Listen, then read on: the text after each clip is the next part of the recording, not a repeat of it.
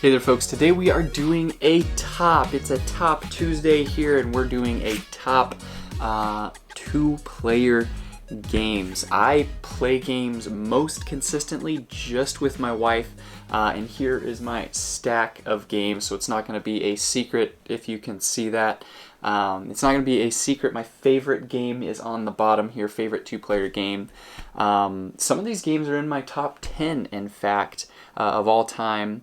Some of those have changed just a little bit, so I'll update that as that list changes and everything. But overall, I wanted to let you know why I picked these games and how, and we're going to walk through each one of them a little bit. But this is going to be my top 8 games. I just went through and looked at all my little areas of where I had games, and I picked out my favorite two-player games. Many of them are only two-player games. I wanted to have most of them be that, but some of them you could play with a few more and that kind of thing. Some of them you could play with a lot more. I didn't want to pick a bunch of bigger boxes, even though I do enjoy them. I felt like this would be a good list for someone who says, hey, I want to play a game with my spouse, and they're just wanting to dive into that. They're looking for games not that are just my favorite, but games I feel like I really enjoy, and I feel like a lot of people would enjoy them. I feel like anyone who enjoys games would probably enjoy just about every single one of these games, and I'll tell you a little bit more about each one of them, just a little bit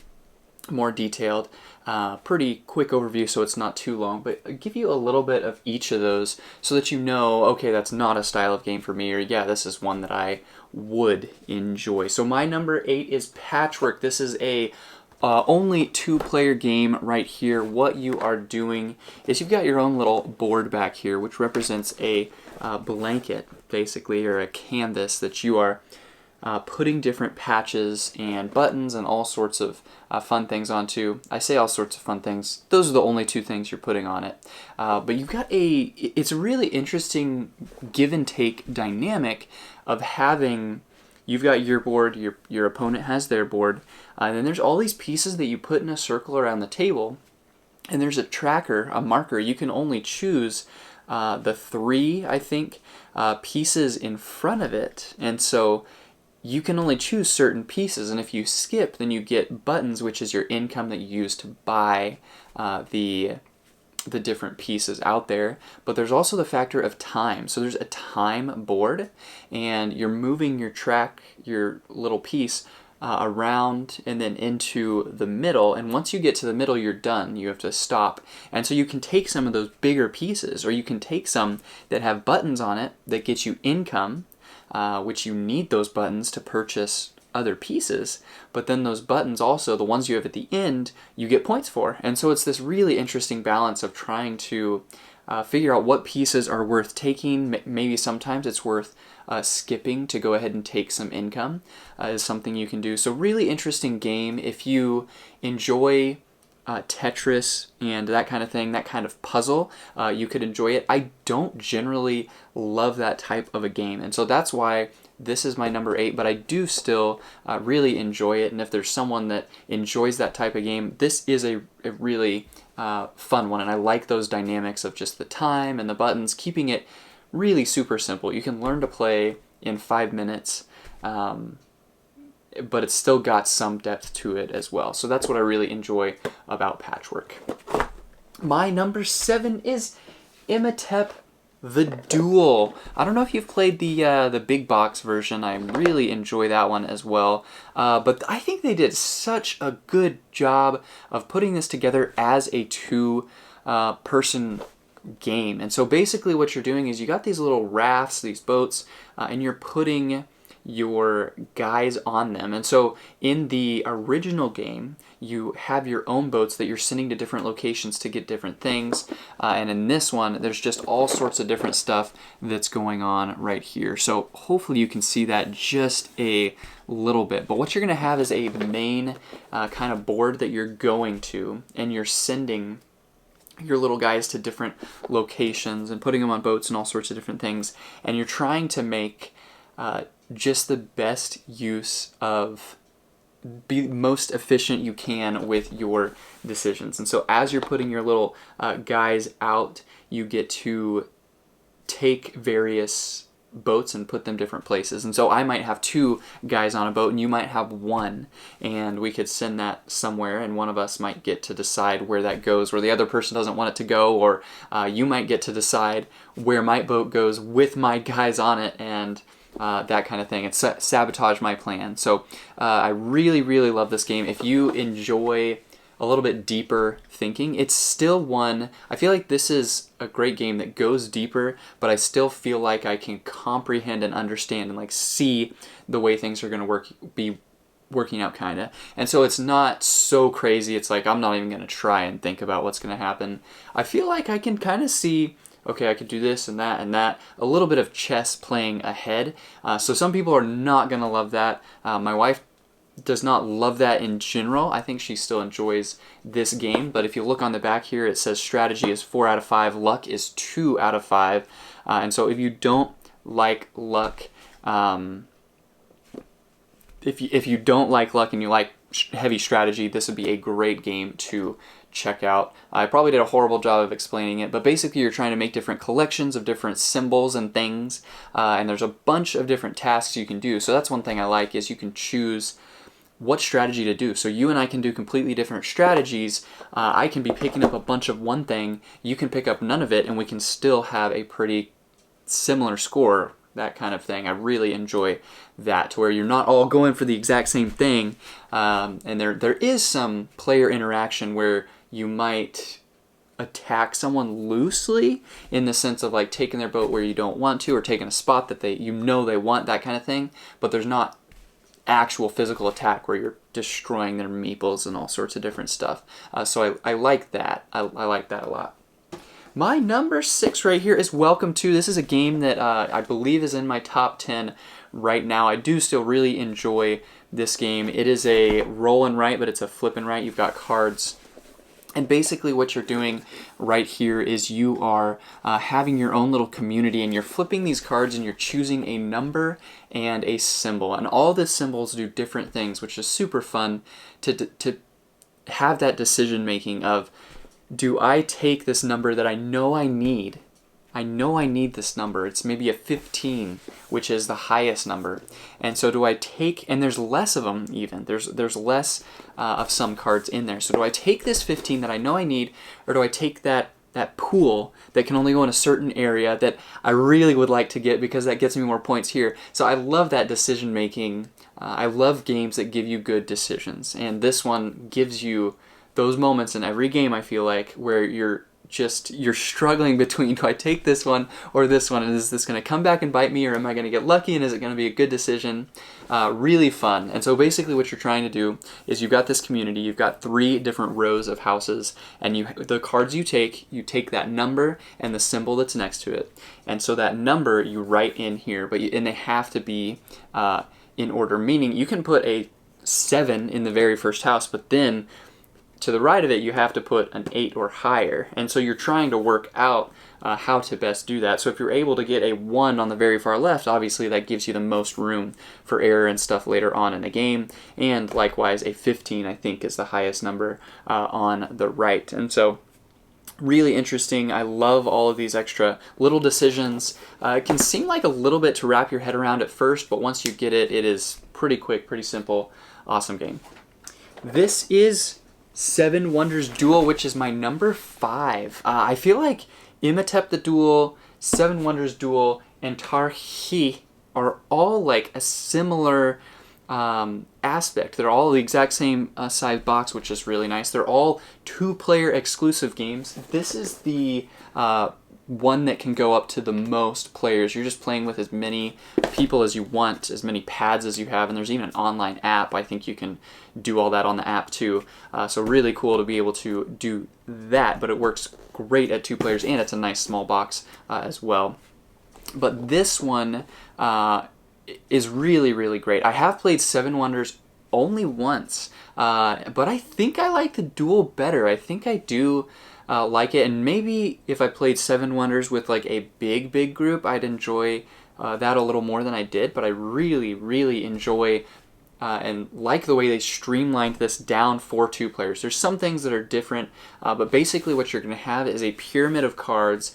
The mechanics are going to work the same way, where you're drafting cards, and those cards that you have in front of you, you can use to purchase more cards and different things, all to get points. But you can also have a science victory or a military victory, which is really, really cool. And so there's a tracker in the middle, and you're pushing the shield towards your opponent's city. And so depending on where it is, you could get points, how far you push it along, or if you push it far enough, you can actually get a military victory and win the game before you even have to count up points. And so I really like that. You can kind of push for that and have so few points, but just be pushing for the military victory the whole time. And it forces your opponent to consider that and say, it doesn't matter how many points I have if I'm dead. Also, you've got the science points, which just give you unique things. So I like, again, that you can play differently. You can be pursuing some sorts of cards. I can be pursuing different ones. And it can be a pretty close game, or we can be kind of pursuing some of the same things. It's a really neat game. But you've got a pyramid of cards, and this changes. You play 3 rounds. And you've got some that are face up that you know where they're at, but you can't take cards, and there's some that are face down that get flipped up once you take the ones on top of them. And so you're working your way in. And so as you take cards, some of them will flip up or some of them will become available, because you can't take cards on the next layer unless there's an opening for them. So really enjoy that aspect too of like, do I take this card because I want it? But if I take this, then Katie can take the card underneath that, and I really don't want her to get that card because I know that's going to help her out.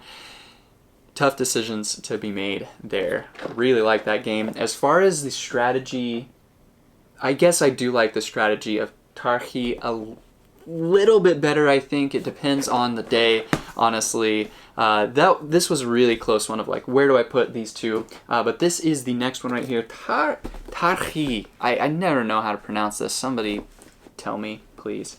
There's probably a bunch of comments of this. I think this one I might have done a video on this. Is this in my top 10? I should definitely know. Sorry, I play a lot of games.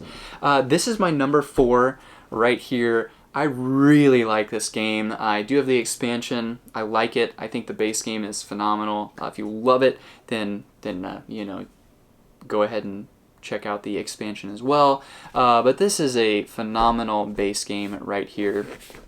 On the back right here, we've got a 4 out of 5 for strategy, a 2 out of 5 for luck. So that's going to be very like the exact same as Imhotep the Duel. It's going to have a 5 out of 5 for set collection and a 5 out of 5 for worker placement. And so I love just the balance of the worker placement and kind of the card drafting in this one. You're collecting sets, and so you've got basically this board that's comprised of cards right here. So you have these border cards that are the same every single time, and then you have all of these middle cards that are either resources or I forget what they're called. Maybe they're just set cards. And so you have either resources or set cards. And these set cards have different symbols on them. So we've got this one that's got a palm tree. We've got some that have, like this one's got a little pool of water. And so if you're trying to collect those, put those in your collection, and the more you have and the different combinations you have can help you score points. But then each one is also worth some points as well, and different amounts of points. So do you go for the ones that are higher? Do you go for the ones that are less?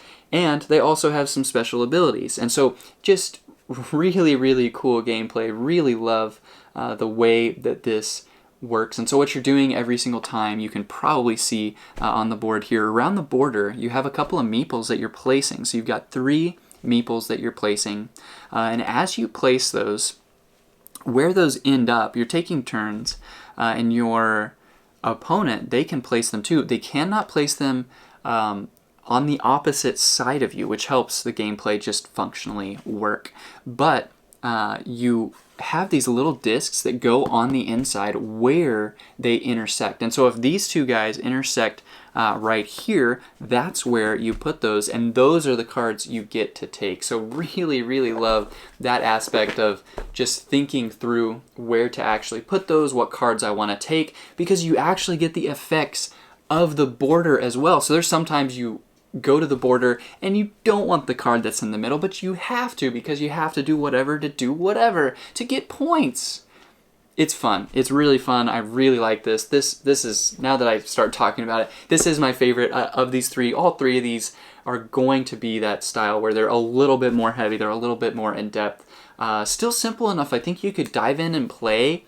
People could understand it pretty quickly and easily, but to grasp the depth of it and to do well at the game might take a little more, might take a mind that just cares about diving into strategy a little bit more. But really, really like this game. If you enjoy strategy, that's a great game to check out.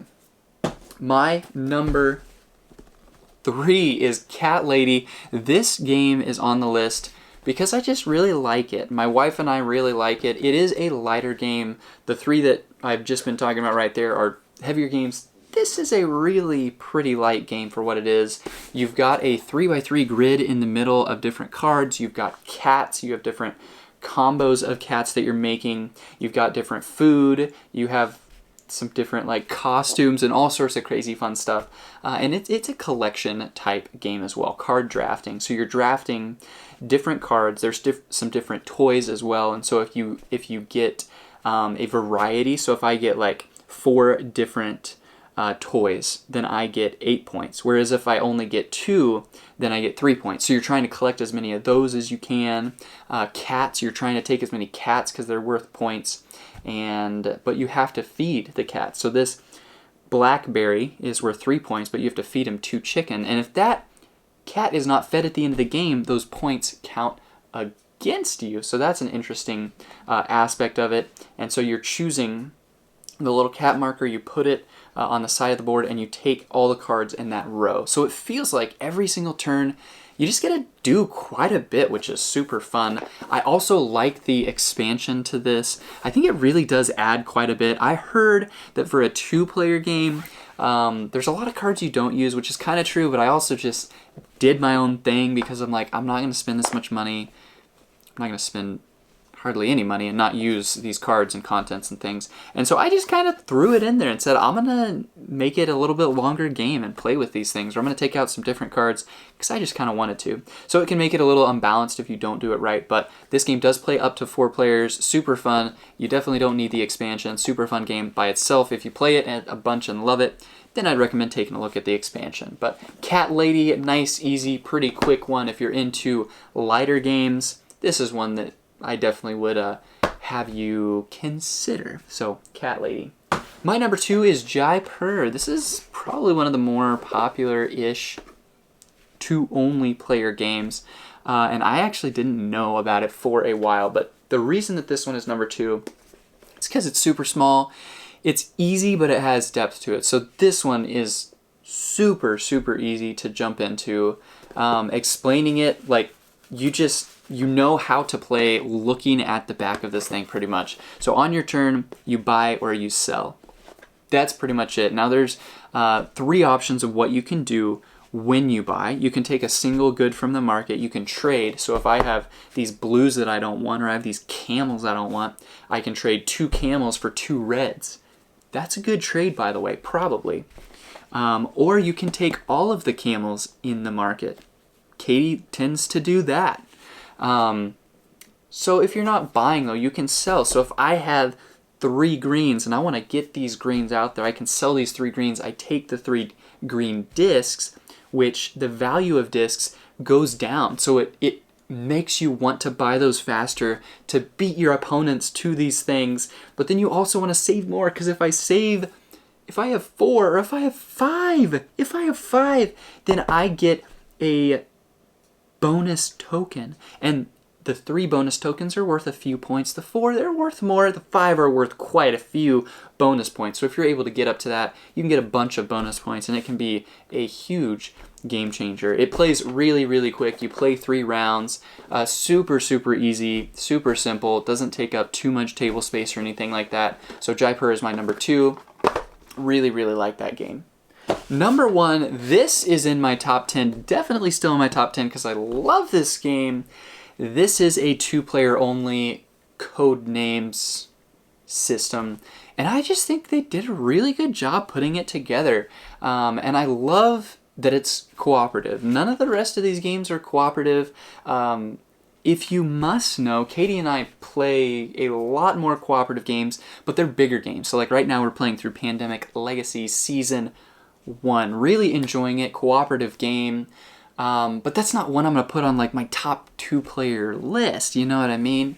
And so we play a lot of those games, a lot of cooperative games, but this one is a cooperative game specifically for 2 players. There are not very many of those, and I really, really like this. So you're playing the same way as you play Codenames, to where you have your board of cards set out there. You're trying to give each other clues back and forth. I might say colors for 3. And so you're looking out there and you're like, okay, black. Black is a color. So you select that, and then you're looking and you're like, huh, that's not a color, is it? Maybe it is. And you might have some inside joke of like, when I was a kid in elementary school, everyone was joking about the crayon color Pocahontas orange with a hint of orange mango or something like that. And so maybe the word Pocahontas is out there, and I want Katie to remember that and select that card.